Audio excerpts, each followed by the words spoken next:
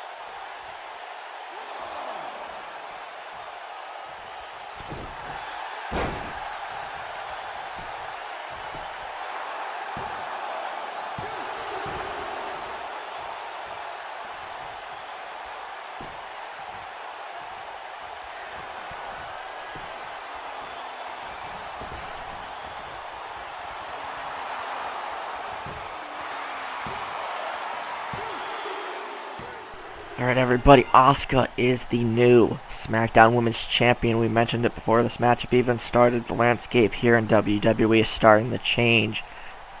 This is more proof that SummerSlam has become a turning point in universe mode so far this year. Carmella nearly retained her title a couple times in this matchup, but Asuka was just too overwhelming. Bobby the Brain Heenan definitely played his part with a few distractions throughout the matchup, so Asuka is the new SmackDown Women's Champion. Things are getting a whole lot more interesting here in Universe Mode, so definitely stay tuned for future episodes. But Asuka is SmackDown Women's Champion. Let's move on to the next matchup.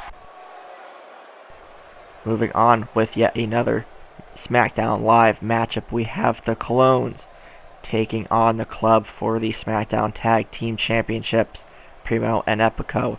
Where on Monday Night Raw, they were not satisfied with what they were doing. They demanded a trade over to SmackDown Live, and in their first match, they won a Tag Team Fatal 4-Way match between Ono Way, The Bar, and the Ascension to become the new challengers for the SmackDown Live Tag Team titles, currently held by Anderson and Gallows of the Club.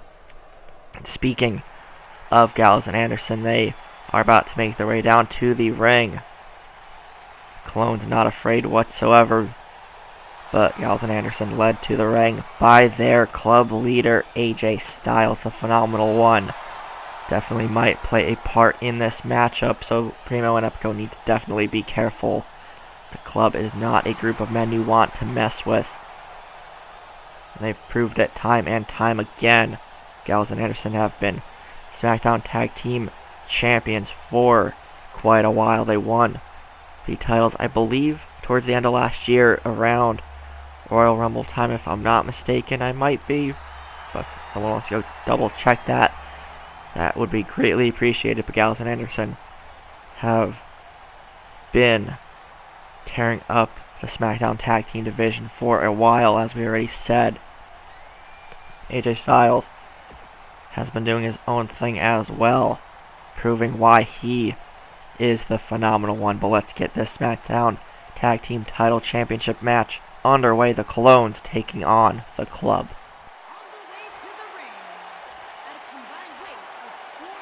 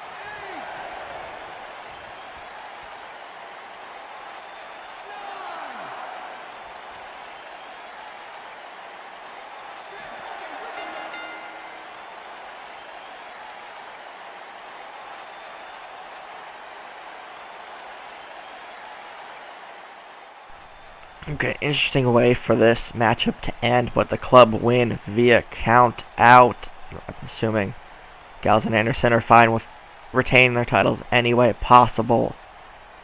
But it was a great matchup nonetheless. The Clones definitely will be getting a rematch for sure. Again, count out ending not a way you would want to lose a title matchup. But nonetheless, it was a pretty good matchup while it lasted. You could see count out victory for the club. But let's move on to Part 3's main event. Alright, to wrap up Part 3, we have the United States Championship match between challenger Stone Cold Steve Austin and current champ, the show-off Dolph Ziggler. If you guys remember in Part 2, Ziggler was part of that Raw Tag Team Championship matchup with Drew McIntyre. They lost to the Revival, so we don't really know how close to 100% Ziggler is following that matchup. He was forced to tap out to an inverted figure 4.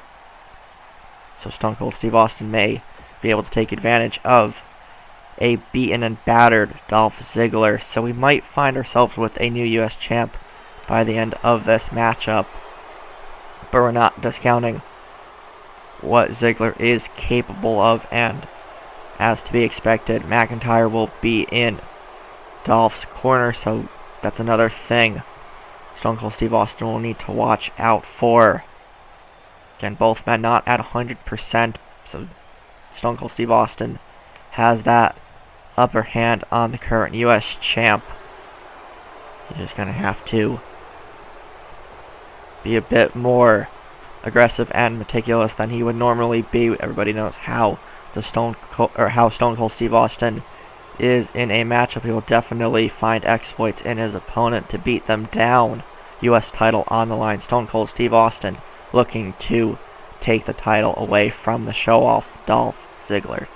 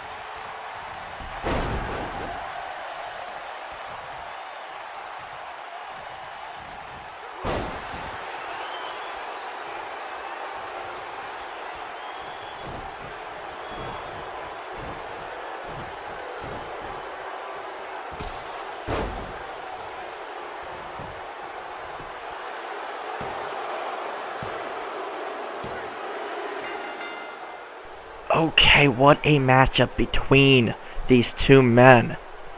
As we said before this matchup, Stone Cold Steve Austin had to be a lot more aggressive than he normally would be, and he definitely did just that, but it was not enough to keep the show off down. I don't even know how Ziggler was able to survive this whole matchup and kick out of several Stone Cold stunners. That presses anything that Austin threw at him. Ziggler survived, showed his resiliency, and why he is a great United States champion. Ziggler retains. What a part 3. Another show-stealing matchup for sure. You guys do not want to miss part 4 tomorrow. A lot of crazy things continue to happen here at SummerSlam, but we'll see everybody next time. Hope you guys enjoyed.